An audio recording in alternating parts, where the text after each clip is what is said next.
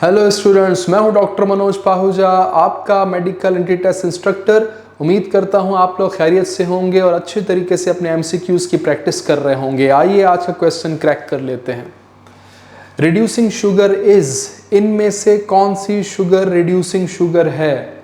Students, आपको पता होना चाहिए कि जो कार्बोहाइड्रेट्स हैं या शुगर्स हैं उनकी दो कैटेगरीज होती हैं, reducing sugars and non reducing sugars.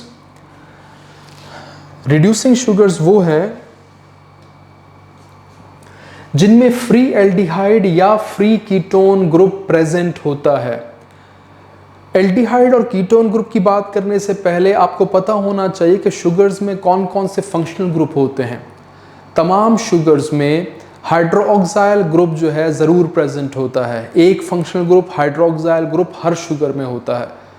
जबकि कुछ और नाम बता रहा हूँ, एल्डिहाइड ग्रुप और कीटोन ग्रुप, अगर इनकी बात करेंगे तो ये तमाम शुगर्स में प्रेजेंट नहीं होते। किसी शुगर में एल्डिहाइड का होना ज़रूरी है, किसी शुगर में कीटोन का होना ज़रूरी है, या एल्डिहाइड या कीटोन। जिन शुगर्स में एल्डिहाइड ग्रुप प्रेजेंट होता है उन्हें कहा जाता है एल्डो शुगर, यानी कि दो फंक्शनल ग्रुप हो गए, aldehyde group and hydroxyl group.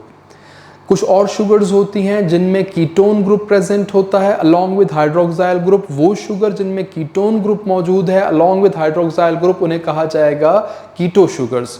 तो aldo sugars and keto sugars ये दो तरह की कैटेगरीज हो गई। लेकिन हम इससे आगे की बात कर रहे हैं। हम ये कह रहे हैं कि कौन सी शुगर्स को हम रिड्यूसिंग कह रहे हैं।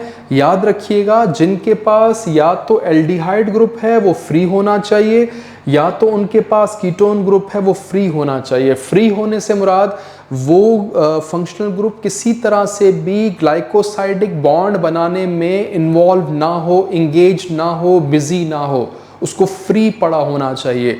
जिन शुगर्स में एल्डिहाइड ग्रुप या कीटोन ग्रुप ग्लाइकोसाइडिक बॉन्ड बनाने में इन्वॉल्व नहीं होते, फ्री पड़े होते हैं, वो अवेलेबल होते हैं अपना इलेक्ट्रॉन देने के लिए, वो अवेलेबल होते हैं दूसरी चीज़ों को रिड्यूस करने के लिए।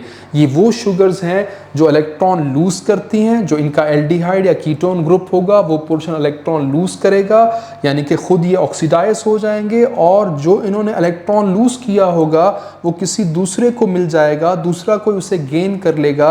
जो इलेक्ट्रॉन गेन करेगा वो हो जाएगा रिड्यूस। तो इनको नाम दिया जा रहा है रिड्यूसिंग शुगर्स, क्योंकि ये दूसरों को अपने इलेक्ट्रॉन देते हैं, खुद ऑक्सीडाइज हो जाते हैं, दूसरों को कर देते हैं रिड्यूस, इसीलिए नाम है रिड्यूसिंग शुगर।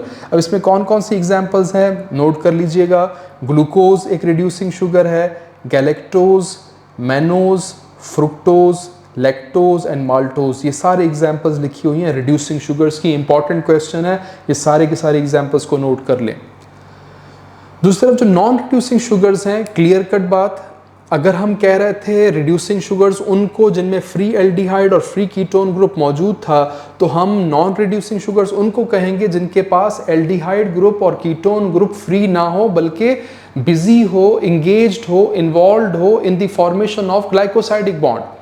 जब दो मोनोसेक्राइड्स की कॉम्बिनेशन होती है तो ग्लाइकोसाइडिक बॉन्ड बनता है। उस बॉन्ड को बनाने में कौन कौन से कार्बन एटम्स शामिल हुए हैं? अगर दो ऐसे कार्बन एटम्स शामिल हुए हैं जिन पे एल्डिहाइड या कीटोन ग्रुप था, तो उनकी वजह से वो एल्डिहाइड और कीटोन ग्रुप बिजी हो जाएंगे और अवेलेबल नहीं होंगे इलेक्ट्रॉन देने के लिए। जब वो इलेक्ट्रॉन नहीं दे पाएंगे तो इसका मतलब वो शुगर नॉन रिड्यूसिंग है। ये वो शुगर्स हैं जो अपना इलेक्ट्रॉन नहीं दे सकती, दूसरों को रिड्यूस नहीं कर सकती, इसलिए नॉन रिड्यूसिंग शुगर। एग्जाम्पल में एक डाइसेक्राइड का नाम ज़रूर याद रखिएगा, सुक्रोज, बड़ा ही इंपॉर्टेंट क्वेश्चन है। सुक्रोज डाइसेक्राइड जो है वो नॉन रिड्यूसिंग कैटेगरी में आ रहा है। और इसके अलावा तमाम पॉलीसेक्राइड्स, कौन कौन से पॉलीसेक्राइड्स, चाहे स्टार्च को ले लो, चाहे ग्लाइकोजन ले लो, चाहे सेल्यूलोज ले लो, तमाम पॉलीसेक्राइड्स होते हैं नॉन रिड्यूसिंग शुगर्स। उनके जो एल्डिहाइड्स और कीटोन्स हैं वो बिजी होते हैं, एंगेज्ड होते हैं in the formation of glycosidic bonds. Examples check कर लीजिएगा स्ट्रक्चर की मदद से, देखते जाइए। ग्लूकोज चेक कीजिएगा, कार्बन नंबर 1 पे एल्डिहाइड ग्रुप है और फ्री है, यानी कि reducing sugar. Mannose carbon number 1 पे एल्डिहाइड ग्रुप है, फ्री है, रिड्यूसिंग शुगर कहलाएगी। गैलेक्टोज कार्बन नंबर 1 पे एल्डिहाइड ग्रुप है, फ्री है, अवेलेबल फॉर इलेक्ट्रॉन ट्रांसफ़र, इसका मतलब ये भी रिड्यूसिंग शुगर। राइबोस जो कि 5 कार्बन वाली शुगर है, पेंटोज है, इसमें भी आप चेक करें पहले कार्बन पे एल्डिहाइड ग्रुप है, फ्री है, इसीलिए ये भी रिड्यूसिंग शुगर है। फिर एक एग्जांपल दी हुई है कीटोज शुगर की जिसमें कीटोन मौजूद है, फ्रुक्टोज में देखें कार्बन नंबर 2 के ऊपर कीटोन ग्रुप है, फ्री है, इसलिए ये भी रिड्यूसिंग शुगर है। ये सारी की सारी रिड्यूसिंग शुगर्स क्योंकि इनके एल्डिहाइड या कीटोन ग्रुप्स फ्री हैं और अवेलेबल हैं इलेक्ट्रॉन ट्रांसफ़र के लिए। नीचे एग्जांपल्स दी हुई हैं डाइसैक्राइड्स की। पहला नाम है सुक्रोज का, चेक कीजिएगा सुक्रोज का जो बॉन्डिंग है वो किसके दरमियान हो रही होती है, ग्लूकोज और फ्रुक्टोज के दरमियान। तो यहाँ पर जो ये पहला वाला हिस्सा है ये है ग्लूकोज और जो दूसरा वाला हिस्सा है ये है फ्रुक्टोज। अब ग्लूकोज और फ्रुक्टोज में बॉन्डिंग किसके दरमियान हो रही है, चेक कीजिएगा। बॉन्डिंग हो रही है कार्बन नंबर 1 और कार्बन नंबर 2 के दरमियान। ग्लूकोज का कार्बन नंबर 1 जहाँ पे एल्डिहाइड ग्रुप होता है, फ्रुक्टोज के कार्बन नंबर 2 जहाँ पर कीटोन ग्रुप होता है, उसके साथ बॉन्डिंग कर रहा है। तो इसका मतलब दोनों चीज़ें बिजी हो गई, एल्डिहाइड भी बिजी हो गया, कीटोन भी बिजी हो गया। ये आपस में इलेक्ट्रॉन्स का एक कम्बिनेशन करके कोवलेंट बॉन्ड बना के ग्लाइकोसाइडिक बॉन्ड बना रहे हैं। तो दूसरों को कैसे देंगे, इनके इलेक्ट्रॉन तो बिजी हो गए आपस में ग्लाइकोसाइडिक बॉन्ड बनाने के लिए, किसी और को इलेक्ट्रॉन नहीं दे सकते, इसीलिए सुक्रोज होगी नॉन रिड्यूसिंग शुगर बिकॉज इसमें कोई फ्री एल्डिहाइड कोई फ्री कीटोन अवेलेबल नहीं है, बिकॉज इसमें ग्लूकोज का कार्बन नंबर 1 जहां एल्डिहाइड होता है, फ्रुक्टोज से कार्बन नंबर 2 जहां कीटोन होता है उसके साथ बिजी है, उसके साथ बॉन्डिंग में इन्वॉल्व है। आ जाएं लैक्टोज की तरफ। लैक्टोज एक डाइसैक्राइड है जो 2 मोनोसैक्राइड्स के मिलने से बनता है। एक मोनोसैक्राइड है गैलेक्टोज, नीचे ये गैलेक्टोज है, GLA मैंने लिख दिया है, और यहाँ पर इस तरफ ग्लूकोज है। अब ये जो बॉन्डिंग होती है ये गैलेक्टोज का कार्बन नंबर 1 जहाँ पर एल्डिहाइड ग्रुप है और ग्लूकोज का कार्बन नंबर 4 जहाँ पर एल्डिहाइड ग्रुप नहीं होता। ये बॉन्डिंग कौन सी बॉन्डिंग है, 1,4 ग्लाइकोसाइडिक लिंकेज है। तो लैक्टोज में जो पहला कार्बन है गैलेक्टोज का जहां एल्डिहाइड ग्रुप है वो तो बिजी हो गया, लेकिन जो ग्लूकोज है उसका कार्बन नंबर 4 बॉन्डिंग में पार्टिसिपेट कर रहा है जहां पे एल्डिहाइड ग्रुप नहीं होता। ग्लूकोज का एल्डिहाइड ग्रुप होता है कार्बन नंबर 1 पे, यहाँ ये फ्री एल्डिहाइड वाला पोर्शन है। तो इसका मतलब ये हुआ कि लैक्टोज में जो एक एंड है ग्लूकोज वाला उसके पास फ्री एल्डिहाइड ग्रुप मौजूद है, जिसकी वजह से ये रिड्यूसिंग शुगर के तौर पे काम कर सकता है। यहाँ पर इसके पास फ्री एल्डिहाइड है, यहाँ तो बिजी है, गैलेक्टोज वाला तो बिजी है, लेकिन ग्लूकोज वाला जो एल्डिहाइड पोर्शन है वो फ्री है, इसीलिए इस फ्री पोर्शन की वजह से, फ्री एल्डिहाइड की वजह से ये होगा रिड्यूसिंग शुगर। माल्टोज की बात कर लें। माल्टोज एक डाइसैक्राइड है जो 2 ग्लूकोज के मिलने से बनता है। पहला भी ग्लूकोज है और दूसरा भी ग्लूकोज है। तो पहले ग्लूकोज का पहला कार्बन दूसरे ग्लूकोज के चौथे कार्बन के साथ बॉन्डिंग कर रहा है। अगेन जो बॉन्डिंग हो रही है वो 1,4 है, 1,4 ग्लाइकोसाइडिक लिंकेज।